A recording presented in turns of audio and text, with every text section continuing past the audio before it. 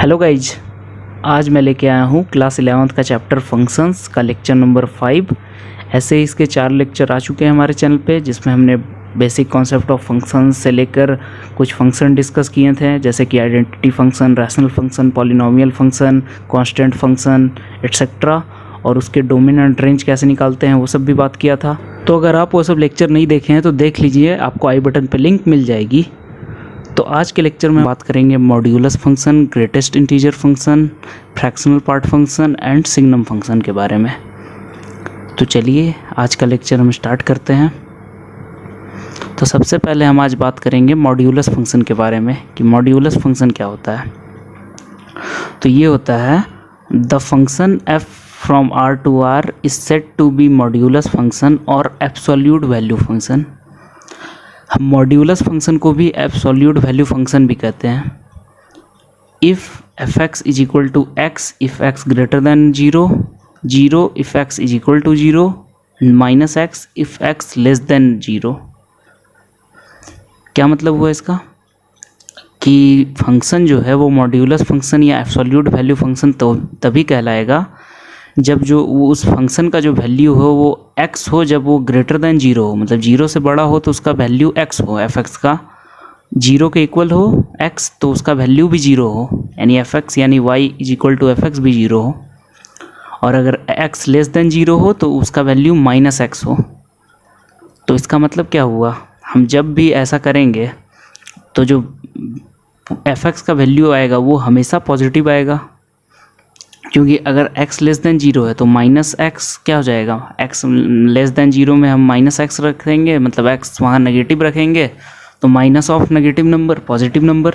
तो इसका मतलब जो मॉड्यूलस फंक्शन होता है वो पॉजिटिव वैल्यू देता है, इसलिए इसको कहते हैं एब्सोल्यूट वैल्यू फंक्शन, जो कि कोई फंक्शन का एब्सोल्यूट वैल्यू बताएगा। ठीक है, तो एब्सोल्यूट वैल्यू किसी भी चीज़ का वो पॉजिटिव ही होता है। ठीक, तो ये था मॉड्यूलस फंक्शन का डेफिनेशन। आगे अगर एग्जांपल से देखें इसको, तो उससे पहले the modulus function is denoted by, इस तरह के सिंबल से हम इसको रिप्रेजेंट करते हैं। इसको हम मॉड एक्स पढ़ते हैं, मॉड ऑफ एक्स या फिर मॉड्यूलस ऑफ एक्स, शॉर्ट में हम इसे मॉड ऑफ एक्स पढ़ देते हैं। तो यहाँ पे हम लिखते हैं y is equal to mod x is equal to x if x less greater than equal to 0। अगर x का वैल्यू हम 0 पुट करेंगे तो 0 ही तो आएगा, इसलिए हम यहाँ दोनों ग्रेटर देन इक्वल टू 0 को कंबाइन कर दिए। और माइनस एक्स होगा जब लेस देन इक्वल टू 0 होगा, लेस देन 0 होगा या लेस देन इक्वल टू 0 भी कह सकते हैं। ठीक है, तो ये मॉड एक्स इसके इक्वल होगा। तो हाँ, इसका डोमेन क्या हो गया, जो डोमेन होगा, हमने फंक्शन r टू r लिया है, इसका मतलब डोमेन तो पूरा r होना चाहिए, इसलिए यहाँ x बिलोंग्स टू r जो होगा इसका डोमेन हो जाएगा। जो मॉड्यूलस फंक्शन का डोमेन होता है वो r रियल नंबर होता है। ठीक है, लेकिन रेंज, अगर रेंज का हम यहाँ निकालें तो अगर इस डिफिनेशन के अनुसार से हमेशा जो हमें वैल्यू मिलेगा वो पॉजिटिव ही मिलेगा, क्योंकि हम यहाँ x का वैल्यू अगर कुछ पुट करते हैं नेगेटिव भी, तो अगर नेगेटिव x होता है, लेस देन 0 होता है, तो फंक्शन ऑफ x का वैल्यू माइनस एक्स हो जाता है, इसलिए यहाँ पॉजिटिव ही वैल्यू सिर्फ मिलेगा और 0 भी मिलेगा। इसका मतलब जो रेंज होगा मॉड्यूलस फंक्शन का वो होगा y बिलोंग्स टू 0 से इन्फिनिटी, मतलब y का वैल्यू जो है वो 0 से इन्फिनिटी तक अप्लाई करेगा। ठीक है, तो ये है डोमेन और range of this modulus function. अगर y is equal to f x is equal to mod x रहा तो डोमेन तो उसका r होगा, लेकिन रेंज जो होगा वो पॉजिटिव प्लस 0, मतलब पॉजिटिव नंबर्स और 0। ठीक है, तो 0 से इन्फिनिटी इसका रेंज हो जाएगा। ठीक, एग्जाम्पल से समझते हैं। जैसे एग्जाम्पल है मॉड्यूलस ऑफ -2, वो भी 2 के इक्वल हो जाएगा, +2 के इक्वल। ठीक, फर्स्ट के। और अगर देखें मॉड्यूलस ऑफ 3, अगर 3 मॉड्यूलस है तो उसका मॉड्यूलस 3 ही होगा। ठीक है, मतलब जिसका भी नंबर, जो भी नंबर है उसको बस हम पॉजिटिव लिखेंगे। अगर -5 रहा तो 5 लिखेंगे, -7 रहा तो +7 लिखेंगे। तो ये होता है मॉड्यूलस फंक्शन। उसके बाद अगर और देखें तो जैसे यहाँ एक सेकेंड नंबर क्वेश्चन है, find the value of k if k is equal to, यानी mod k is equal to 4। हमें यहाँ k का वैल्यू बताना है जब मॉड k जो हो वो 4 के इक्वल हो। तो जैसे मॉड्यूलस फंक्शन जो है हमेशा पॉजिटिव वैल्यू देगा, तो यहाँ है पॉजिटिव है, जो मॉड k है वो k 4 है, तो तो जो 4 आएगा पॉजिटिव वैल्यू, मतलब एब्सोल्यूट वैल्यू जो 4 आया वो कब कब आ सकता है, के की कौन कौन से वैल्यू पे ये जो 4 है वो आ सकता है। तो अगर हम क्या करें, के को -4 पुट करें तब भी ये +4 आएगा, और अगर के को हम +4 पुट करें तब भी ये +4 आएगा। इसका मतलब यहाँ पे के दो वैल्यू हो सकते हैं, एक +4 और एक -4। दोनों का हम मॉड करेंगे, फाइनल हमें 4 ही मिलेगा। तो इसलिए यहाँ के का दो वैल्यू होगा, +4 और -4। ठीक है, तो यहाँ के क्या लिखे हम, के इज इक्वल टू 4 और -4। ठीक है, दोनों वैल्यू हो सकते हैं के। उसके बाद नेक्स्ट एग्जांपल देखें, find k if k-2 mod of k-2 is equal to 3, ये दिया है। तो यहाँ पे हम क्या करेंगे, यहाँ पे भी k-2 का जो मॉड है वो 3 के इक्वल है। इसका मतलब k-2 जो होगा वो +-3 के इक्वल हो जाएगा। ठीक, क्योंकि तभी उसका मॉड लिए तो 3 आया हमारे पास। तो इसलिए जो यहाँ क्या हम लिखेंगे, k-2 इज इक्वल टू 3 और k-2 इज इक्वल टू -3। ठीक है, ये हम लिखें दो। अभी ये दो इक्वेशन से हमें k का वैल्यू पता चल जाएगा। तो क्या निकलेगा, पहले से k-2 3 के इक्वल है, तो यहाँ से हमें मिला k इज इक्वल टू 5। ठीक है, यहाँ हमें मिला k 5 के इक्वल इससे, और इधर k-2 जो है -3 के इक्वल है, तो यहाँ हमें क्या मिलेगा, और k इज इक्वल टू -1। ठीक है, तो ये दो वैल्यू हुए k के इस इक्वेशन के लिए। अगर हमें मॉड k-2 दिया है 3 के इक्वल, तो हम यहाँ +-3 कर देंगे, जिसके चलते k का वैल्यू जो आएगा वो 5 आया और एक -1 आया। ठीक है, उसके बाद अगर एक नेक्स्ट एग्जांपल देखें, find the value of k if mod k is equal to -2। हमें यहाँ पे k का वैल्यू निकालना है जब मॉड k जो हो -2 के इक्वल हो। लेकिन हमने क्या पढ़ा कि मॉड्यूलस किसी फंक्शन का हमेशा पॉजिटिव होता है। ठीक है, मतलब हमेशा पॉजिटिव वैल्यू देगा k, मॉड k हमेशा पॉजिटिव होगा। लेकिन यहाँ मॉड k का वैल्यू ही हमें -2 दिया है, नेगेटिव दिया है। इसका मतलब ये सही नहीं है, ये गलत है। तो यहाँ पे जो होगा, the value of k is not possible because the modulus function can't be negative. ठीक है, यहाँ जो k का वैल्यू पॉसिबल नहीं है, क्योंकि मॉड्यूलस फंक्शन नेगेटिव नहीं हो सकता। ठीक है, तो ऐसे क्वेश्चन में हम ऐसे ही करेंगे। अगर k का वैल्यू हमें कभी माइनस में कुछ दे दिया तो वहाँ k का वैल्यू नहीं निकल पाएगा, वो इमेजिनरी हो गया है, मतलब एक तरह से वहाँ पे हम निकाल ही नहीं सकते वैल्यू। ठीक है, तो ये मॉड्यूलस फंक्शन हुआ। अब इसके ग्राफ की तरफ चलें, तो यहाँ हमसे पूछा है draw the graph of the function defined by f(x) is equal to mod x। हमें f(x) is equal to mod x का ग्राफ बनाना है। तो हम क्या करेंगे, अगर इसका डोमेन में सारे रियल नंबर आते हैं तो सारे रियल नंबर के वैल्यू पे हम रेंज देखेंगे निकाल के, तो उसमें हम कुछ नंबर पे निकालेंगे, उससे हम ग्राफ का आइडिया हो जाएगा कि कैसे ग्राफ बनेगा, किस तरीके से बनेगा। तो हम यहाँ एक टेबल बना दिए, क्या लिए, x और y, जहाँ x के वैल्यू हम पुट किए -3, -2, -1, 0, 1, 2, 3, और भी पुट कर सकते हैं आगे तक सारे रियल नंबर। और फिर y is equal to mod x। अगर हम -3 का मॉड लें तो +3 आ जाएगा, -2 का मॉड ले +2 आएगा, -1 का मॉड ले +1, 0 का 0, 1 का 1, 2 का 2, 3 का 3, 4 का 4, 5 का 5, ऐसे आगे तक जाएगा। और जितने नेगेटिव हैं सबका भी पॉजिटिव आएगा, एब्सोल्यूट वैल्यू आएगा। तो इसका हम ग्राफ कैसे बनाएंगे, बस कुछ नहीं, x एक्सिस 2 बनाएंगे, इसमें हम सारे वैल्यूज़ को पुट करते जाएंगे। ठीक, तो आइए करते हैं। तो सबसे पहले हम, जैसे ये एक्स वाई एक्सिस है, इसमें पॉइंट है 1 2 3 4, इधर माइनस, नेगेटिव, पॉजिटिव सब पॉइंट है। अब हम यहाँ सबसे पहला जो पॉइंट है -3 और 3 वो पुट करते हैं। तो -3 3 कुछ यहाँ लाई किया, यहाँ पे -3 और 3। उसके बाद दूसरा पॉइंट हम पुट करें -2 और 2, -2 और 2 वहाँ पे लाई किया। ठीक, यहाँ पे -2 और 2। उसके बाद हम पुट करें थर्ड पॉइंट, क्या है, -1 1, तो -1 1 कुछ यहाँ पे लाई करेगा, x एक्सिस का -1 और y एक्सिस का +1। ठीक है, उसके बाद 0 0 ओरिजिन पे लाई करेगा, तो 0 0 यहाँ पे लाई किया। ठीक है, 0 0। उसके बाद पॉजिटिव में चले तो +1 x का और y का भी +1, इसका मतलब यहाँ पे कुछ पॉइंट होगा, इसलिए कहाँ होगा, यहाँ पे कुछ। तो ये कैसे लिखेंगे हम, यहाँ। ठीक है, उसके बाद 2 2 उसके आगे, फिर 3 3 उसके आगे। तो ये जैसे हम देख रहे हैं 1 1 2 2 3 3 4 4 ऐसे आगे जा रहा है। ऐसा तो हमने आइडेंटिटी फंक्शन में भी देखा था। तो इधर तो आइडेंटिटी फंक्शन का इस तरीके से ग्राफ बन जाएगा, और इधर भी अगर देखें तो ग्राफ कुछ इस तरीके से जाएगा। मतलब अगर हम दोनों साइड देखें तो जो ग्राफ होगा वो दोनों साइड सिमेट्रिकल होगा वाई एक्सिस के अलॉन्ग, मतलब जैसे इधर गया है वैसे ही इधर जाएगा। ठीक है, अगर y is equal to x ये है, y is equal to x identity function होता है, तो ये जो हो जाएगा y is equal to minus x हो जाएगा। ठीक है, तो ये होता है ग्राफ उसका। और यहाँ पे जो एंगल भी बनेगा वो भी 45 डिग्री बनेगा, जो हमने आइडेंटिटी फंक्शन में बताया था कि 45 डिग्री एकदम बीच से जाएगा, तो इधर भी बीच से जाएगा, मतलब इधर भी 45 इधर भी 45। तो इसका जो ग्राफ है कुछ इस तरीके से दिखेगा y is equal to mod x का, जहाँ पे ये जो लाइन है इस साइड जो गया है इसको अगर हम अलग से लिखें तो ये लिखेंगे y is equal to x, और ये लाइन को लिखेंगे y is equal to minus x.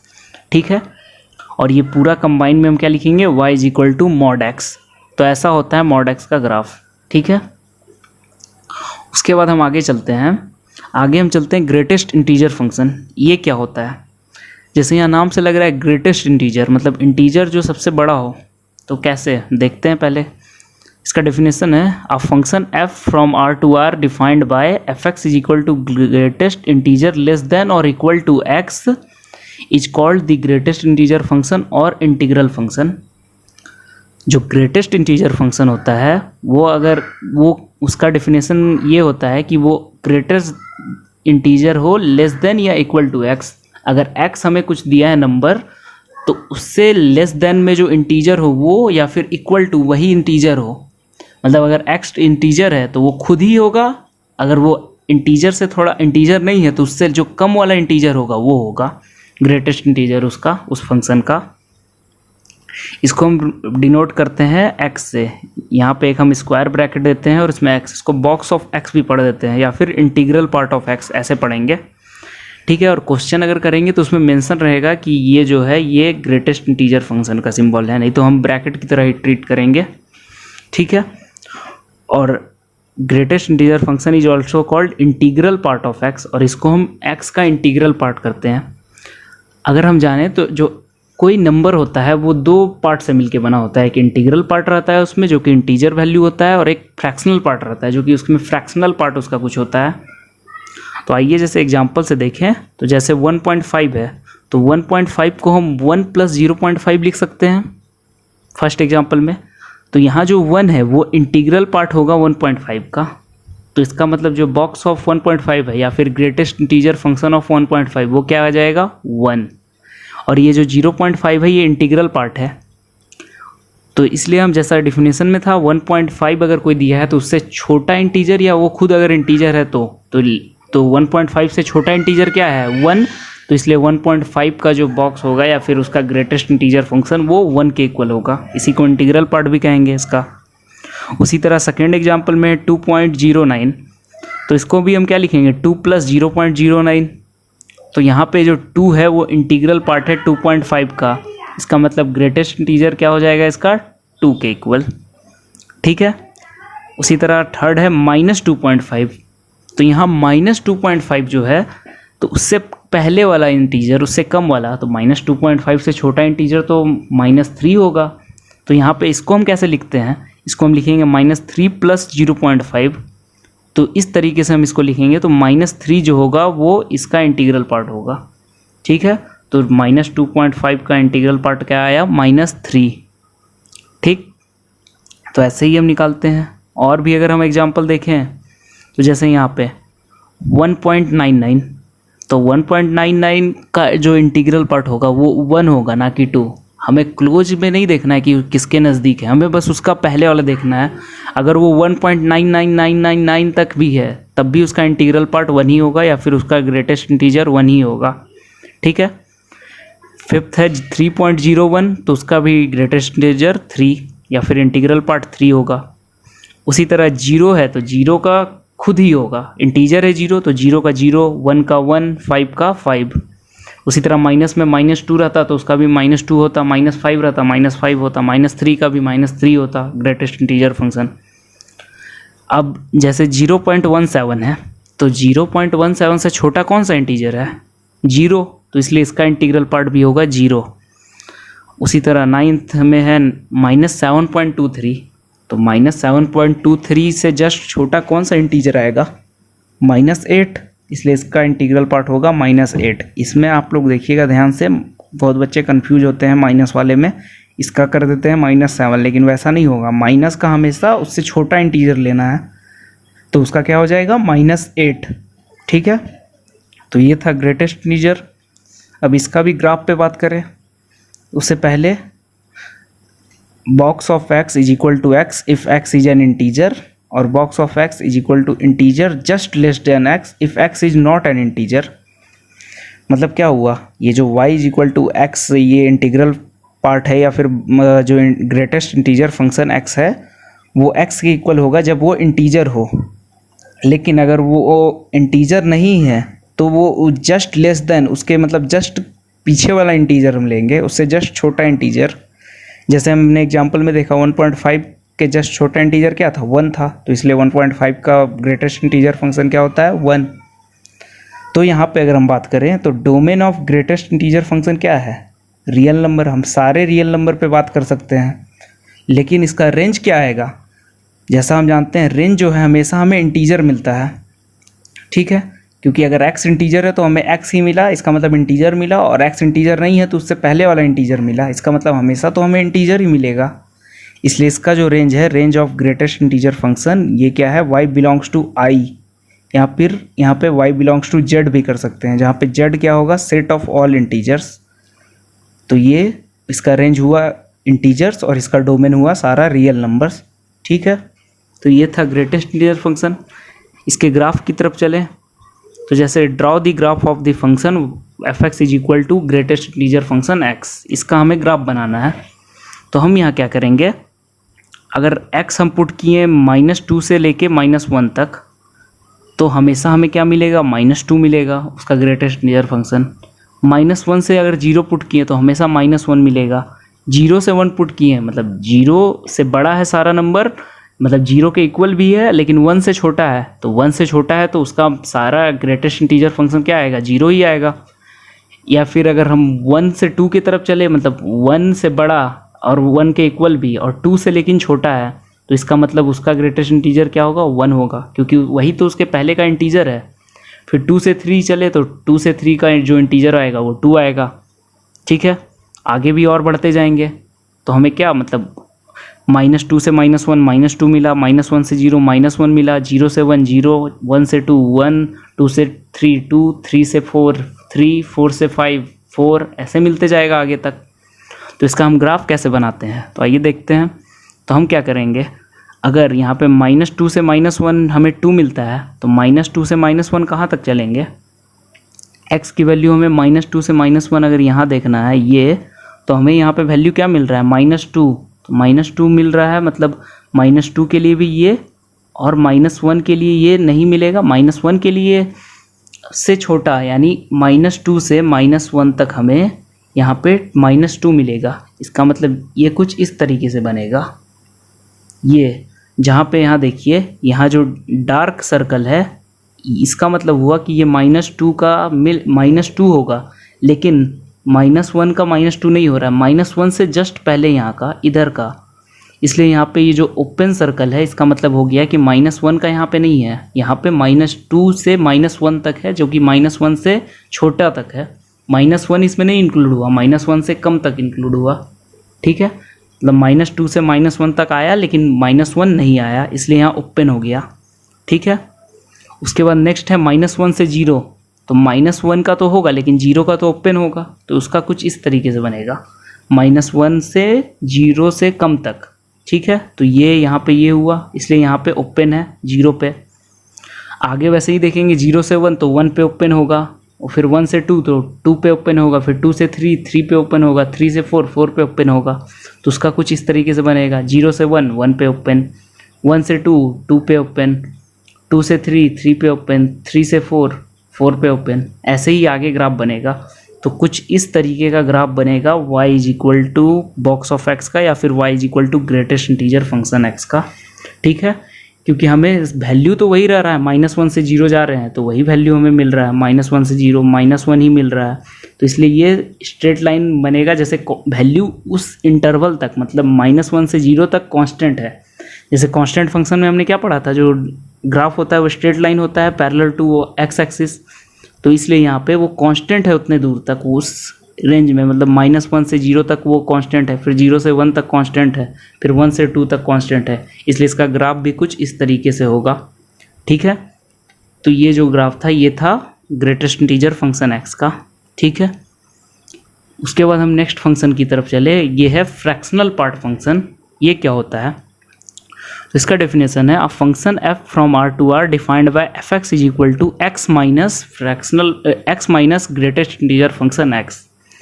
इसका मतलब क्या हुआ, फंक्शन कोई रियल नंबर से रियल नंबर तक डिफाइंड है, जिसका मतलब क्या होगा, एफ एक्स जो होगा वहाँ पे x minus box of x होगा, मतलब कोई एक्स अगर नंबर है उसमें हम उसका ग्रेटेस्ट इंटीजर फंक्शन या फिर उसका इंटीग्रल पार्ट हम माइनस कर दें तो हमें फ्रैक्शनल पार्ट मिलेगा।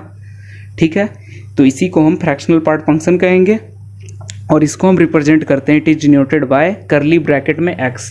ठीक है, यहाँ ये जो है फ्रैक्शनल पार्ट है, ये भी मेंशन रहेगा क्वेश्चन में, और करली ब्रैकेट तो हम सेट को भी रिप्रेजेंट करते हैं और उधर स्क्वायर ब्रैकेट तो क्लोज्ड इंटरवल को भी, लेकिन यहाँ पे करली ब्रैकेट जो होगा ये फ्रैक्शनल पार्ट को रिप्रेजेंट कर रहा है और उधर जो स्क्वायर ब्रैकेट था वो ग्रेटेस्ट इंटीजर फंक्शन को रिप्रेजेंट कर रहा है। तो यहाँ पे इसी को हम फ्रैक्शनल पार्ट ऑफ एक्स कहेंगे। ठीक है, उसके बाद अगर देखें एग्जाम्पल, तो यहाँ पे अगर देखें 1.5, जैसे हमने पहले एग्जाम्पल लिया था, तो 1.5 में 1 + 0.5 हम लिख सकते हैं। तो यहाँ पे जो होगा 0.5 जो होगा इसका फ्रैक्शनल पार्ट होगा, 1 जैसे इंटीग्रल पार्ट था तो यहाँ 0.5 जो है वो फ्रैक्शनल पार्ट होगा। उसी तरह 2.09, तो इसमें हम देखें तो 2.09 कैसे होगा, 2 + 0.009, तो 2.009 जो होगा वहाँ पे यहाँ पे फ्रैक्शनल पार्ट होगा। ठीक है, 2.09 का। उसके बाद -2.7, तो इसको हम क्या लिखेंगे, -3 + 0.3, तो यहाँ जो होगा 0.3 जो होगा वो फ्रैक्शनल पार्ट होगा इसका, -2.7 का। ठीक है, या फिर इस तरीके से लिखिए 1.5 का फ्रैक्शनल पार्ट 0.5, 2.09 का फ्रैक्शनल पार्ट 0.09, -2.7 का फ्रैक्शनल पार्ट 0.3, मतलब इसका इंटीग्रल फंक्शन के अलावा जो और पार्ट बच रहा है उसी को हम फ्रैक्शनल पार्ट कहेंगे। ठीक है, या आगे हम जो पहले डिफिनेशन देखें x minus box of x उससे करके देखते हैं। तो जैसे यहाँ 1.9 का हमें निकालना है तो इसको क्या लिखेंगे, 1.99 माइनस ग्रेटेस्ट इंटीजर ऑफ 1.99, तो ग्रेटेस्ट इंटीजर फंक्शन क्या होगा 1.99 का, उसके पहले वाला इंटीजर 1, तो यहाँ क्या हो गया 1.99 - 1, तो ये किसके इक्वल आया 0.99 के इक्वल। तो 1.99 का जो फ्रैक्शनल पार्ट है वो 0.99 के इक्वल है। फिर 3.01 का, तो 3.01 - 3.01 का ग्रेटेस्ट इंटीजर फंक्शन, तो क्या हुआ 3.01 और इसका 3 होता है, तो यहाँ क्या आया 0.01। उसी तरह अगर 0 का देखें तो 0 माइनस उसका ग्रेटेस्ट इंटीजर 0 ही होता है, तो इसलिए 0 - 0 1 0 के इक्वल हुआ। फिर 1 का, तो 1 माइनस ग्रेटेस्ट इंटीजर ऑफ 1 वो भी 0 होगा, 5 का वो भी 0 होगा। तो इसका मतलब जो फ्रैक्शनल पार्ट होता है किसी इंटीजर्स का वो हमेशा 0 होता है। ठीक है, सब नंबर के लिए x माइनस बॉक्स ऑफ x लिखते हैं, लेकिन इंटीजर के लिए भी वही लिखेंगे, तो जिसके चलते हमें 0 मिलता है। इसलिए इंटीजर पे फ्रैक्शनल पार्ट का वैल्यू 0 हो जाता है। अगर x इंटीजर है तो फ्रैक्शनल पार्ट ऑफ x जो होगा वो 0 के इक्वल होगा। उसी तरह 0.17, तो ये 0.17 माइनस बॉक्स ऑफ 0.17, तो इसका वैल्यू क्या आएगा 0.17। और अगर माइनस में देखें तो -7.23 इसका फ्रैक्शनल पार्ट अगर देखें तो इसका अगर करेंगे तो हम, तो क्या आएगा -7.23, और 7.23 का बॉक्स क्या हो जाएगा -8, क्योंकि उससे पहले का इंटीजर -8 ही है। तो इसको जब करेंगे तो ये आएगा 0.77। तो जैसा कि हमने देखा तो इसमें जो फ्रैक्शनल पार्ट होता है वो हमेशा 0 या 0 से 1 के बीच में लाया करता है, 1 तक वो नहीं पहुंचता है, 1 तक पहुंचेगा तो इंटीजर बन जाएगा, इसलिए वो हमेशा 0 से 1 तक ही लाया करेगा, मतलब 1 से छोटा होगा और 0 से बड़ा होगा। तो फ्रैक्शनल पार्ट ऑफ फंक्शन हमेशा 0 से 1 ही लाया करेगा। अगर आगे देखें तो y इज इक्वल टू, अगर फ्रैक्शनल पार्ट ऑफ x है तो इसको लिखेंगे x माइनस box of x if x is not an integer, और अगर y is equal to x 0 है इसका मतलब x जो है वो इंटीजर है। ठीक है, इंटीजर के लिए 0 हो जाता है फ्रैक्शनल पार्ट, और इंटीजर नहीं जो है उसके लिए ये x माइनस बॉक्स ऑफ x कर देंगे। तो डोमेन जो होगा फ्रैक्शनल पार्ट ऑफ एक्स का वो क्या होगा, आर यानी real number, x belongs to r हम लिखेंगे। लेकिन जो रेंज होगा फ्रैक्शनल पार्ट का वो जो हो जाएगा वो 0 से 1 ही लाई करेगा, क्योंकि हमेशा 0 से 1 ही आ रहा था। क्योंकि हम इसमें अगर ये माइनस कर देंगे, जो नंबर है उसका हम इंटीग्रल पार्ट हटा दिए तो फिर वो पॉइंट में ही तो बचा, 0 पॉइंट में ही तो बचा समथिंग, तो वो हमेशा 0 से 1 ही लाई करेगा। इसलिए इसका जो रेंज होगा हमेशा 0 to 1 ही होगा, ठीक है। जहाँ पे 0 क्लोज होगा लेकिन 1 के क्लोज नहीं होगा, 1 ओपन रहेगा, 1 नहीं होगा, 1 से जस्ट छोटा होगा, ठीक है। तो ये था domain range fractional part of x का। अगर इसका ग्राफ देखें तो ग्राफ कैसे होगा, draw the graph of function defined by f x is equal to fractional part of x. तो यहाँ पे अगर देखें, अगर x हम पुट किए -2 से -1 तक तो भी इसका फ्रैक्शनल पार्ट हमेशा 0 से 1 आएगा। -1 से 0 पुट किए तब भी 0 से 1 आएगा, 0 से 1 पुट किए तब भी 0 से 1 आएगा, 1 से 2 करेंगे तब भी 0 से 1 आएगा, 2 से 3 करेंगे तब भी 0 से 1 आएगा। मतलब इसका जो फ्रैक्शनल पार्ट कोई भी फंक्शन का वो हमेशा 0 से 1 के बीच में ही आएगा। तो इसका ग्राफ हम कैसे बनेगा, अगर -2 से -1 तक x है तो जो y होगा वो भी 0 से 1 है, तो इसका ग्राफ कुछ ऐसे बनेगा, इस तरीके से। यहाँ पे अगर देखें -3 से -2 के बीच अगर यहाँ गया तो यहाँ पे भी 0 से 1 जाएगा, तो 0 से 1 कुछ इस तरीके से आया, 1 नहीं हुआ, इसलिए यहाँ पे ऊपर में देखिए हर जगह 1 ओपन है, मतलब y कभी 1 नहीं होगा लेकिन वो 0 होगा और 1 के अंदर ही होगा, ठीक है। लेकिन हाँ, ये 0 से 1 के बीच में सब वैल्यू आ सकते हैं इसमें, ऐसा नहीं है कि ये कांस्टेंट होगा, कांस्टेंट होता तो स्ट्रेट लाइन होता, लेकिन यहाँ पे स्ट्रेट लाइन है, मतलब वो एंगल पे इंक्लाइंड है, ठीक है। और इसका मतलब ये है, और ये जो है इस तरीके से है, और ये 45 डिग्री बना रहा है, मतलब ये y = x जैसा ही लाइन है, ठीक है, एकदम 20 से ये गया है, ठीक। तो इस तरीके से होगा इसका graph y = fractional part of x का, जहाँ सारे जो वैल्यू हो वो 0 से 1 ही लाए करेंगे। -3 से अगर -2 का बात करें तो भी ये 0 से 1 जाएगा, -2 से -1, 0 से 1, -1 से 0, 0 से 1, 0 से 1, 0 से 1, 1 से 2, 0 से 1, 2 से 3, 0 से 1, 3 से 4, 0 से 1। तो ये था graph fractional part of x का, ठीक है। इसके बाद हम बात करें सिग्नम फंक्शन क्या होता है। तो the function f is defined by fx is equal to mod x by x when x not equal to 0 and fx is equal to 0 when x is equal to 0। Signum function जो होता है वो f जो अगर कोई function है वो defined तभी है जब वो mod x बाय x जो हो fx mod x by x के इक्वल हो जब x 0 ना हो, और वो 0 के इक्वल हो जब x 0 हो, ठीक है, तभी उस फंक्शन को सिग्नम फंक्शन कहेंगे। मतलब fx का जो वैल्यू होना चाहिए वो mod x बाय x के बराबर होना चाहिए जब x 0 ना हो। अगर x 0 हो जाएगा तो यहाँ अनडिफाइंड हो जाएगा, लेकिन ऐसा नहीं, यहाँ 0 नहीं होगा तब ये होगा mod x बाय x, और जब 0 होगा तब वो x 0 के इक्वल होना चाहिए, ठीक है। तो यही होता है सिग्नम फंक्शन। इसको रिप्रेजेंट करते हैं, it is denoted by SGN(x), यानी सिग्नम x को ही शॉर्ट में लिखते हैं SGN(x), ठीक है। तो ये होता है सिग्नम फंक्शन का डेफिनेशन। अगर इसको हम एग्जांपल से समझें तो जैसे यहाँ पे सिग्नम फंक्शन ऑफ 1.5 का सिग्नम फंक्शन क्या होगा, तो डेफिनेशन में क्या था, 1.5 तो 0 नहीं है, इसका मतलब क्या हो गया 1.5 का मॉड बाय 1.5, तो 1.5 का मॉड भी 1.5 होगा, पॉजिटिव में आएगा, डिवाइड बाय पॉजिटिव 1.5, तो एक कट के कितना होगा 1। उसी तरह सिग्नम 5 सेकेंड, तो वो क्या होगा मॉड 5 बाय 5 1 के इक्वल आएगा।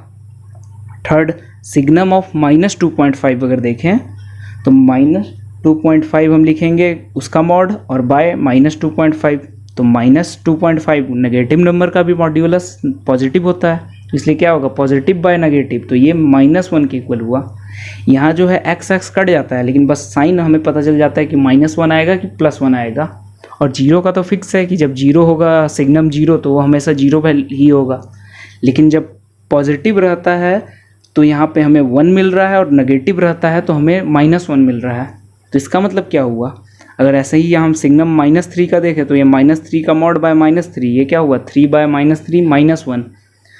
तो हम जैसे यहाँ देखें कि पॉजिटिव पे ये पॉजिटिव 1 मिला, +1 मिला, और नेगेटिव पे ये -1 मिला, तो इसका मतलब क्या हुआ, जो y = सिग्नम x है वो 1 होगा जब x 0 से बड़ा हो, 0 होगा जब x 0 के बराबर हो, ऐसा पहले हमने डिफिनेशन में देखा, और -1 होगा जब x 0 से छोटा हो।